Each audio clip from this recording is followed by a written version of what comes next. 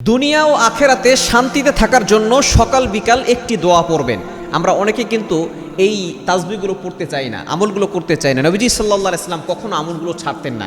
তিনি 5 ওয়াক্ত নামাজের পরে আমল করতেন, বিশেষ করে ফজরের নামাজের পরেও মাগরিবের নামাজের পরে আমল করতেন।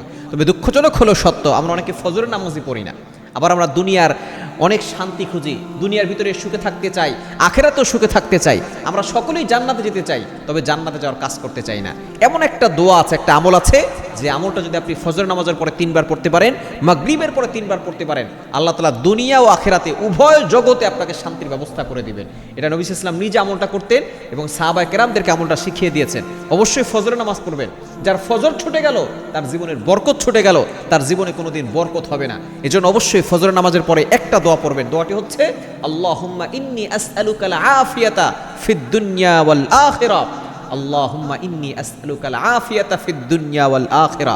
আপনি আল্লাহর কাছে যাচ্ছেন, আল্লাহ দুনিয়া এবং আখিরাত উভয় জগতে আপনার কাছ থেকে আমি সুস্থতা এবং শান্তি, আপনার কাছে নিরাপত্তা চাচ্ছি। সুতরাং এই দোয়াটা যদি আপনি করতে পারেন, দেখবেন ফজরের নামাজের পরে 3 বার পড়বেন, মাগরিবের পরে 3 বার পড়বেন, ফজর থেকে মাগরিব পর্যন্ত আল্লাহ আপনাকে সুস্থতার নিয়ামত দান করবেন, শান্তি ও নিরাপত্তার ব্যবস্থা করবেন। মাগরিবের পরে 3 বার পড়বেন, ফজর পর্যন্ত আল্লাহ তাআলা সুস্থতার নিয়ামত দান করবেন, শান্তি ও নিরাপত্তার ব্যবস্থা করবেন। সুতরাং এই দোয়াটা পড়বেন, আল্লাহুম্মা ইন্নী আসআলুকাল আফিয়াতা ফিদ দুনিয়া ওয়াল আখিরা। দেখবেন আল্লাহ তাআলা দুনিয়া এবং আখিরাত উভয় জগতে আপনাকে কল্যাণ দান করবেন।